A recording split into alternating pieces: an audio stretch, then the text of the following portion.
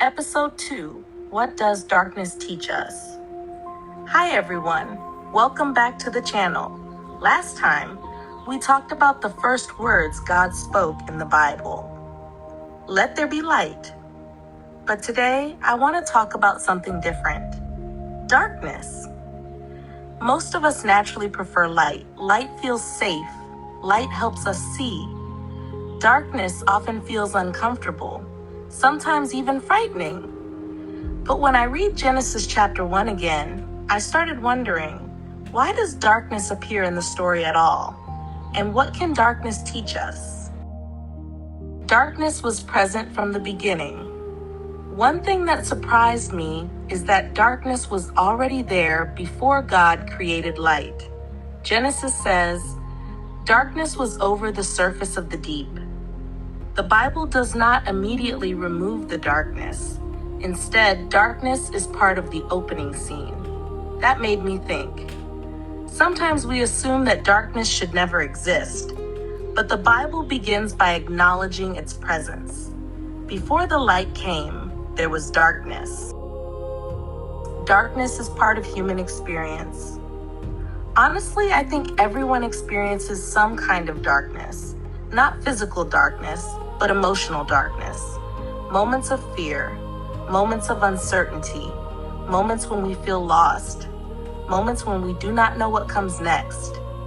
Maybe you have experienced that before. I know I have.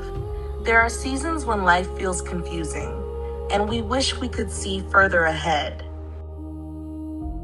Darkness reminds us that we are not in control. One thing darkness does is reveal our limitations. When everything is bright and clear, we feel confident. We know where we are going. We know what to do. But darkness changes that. Suddenly we realize how little we can see. And maybe that is not always a bad thing. Sometimes darkness reminds us that we are not in control of everything. And honestly, that can be a humbling lesson. Evening came before morning. There is a verse in Genesis that caught my attention. And there was evening and there was morning, the first day. Notice the order.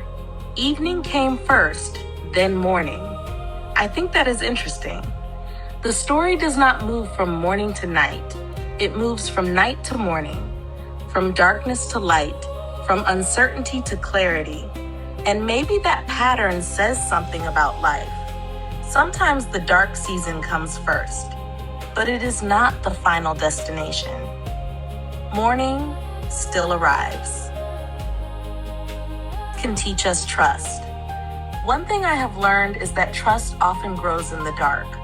When everything is easy, trust does not require much effort. But when we cannot see clearly, we have to choose whether we will keep moving forward. Faith becomes more meaningful when we do not have all the answers. And maybe that is why difficult seasons can shape us in ways that comfortable seasons cannot.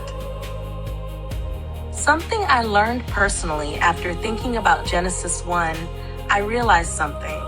I spend a lot of time asking God for more light, more answers, more clarity, more certainty, and there is nothing wrong with that. But sometimes God teaches us important things while we are waiting.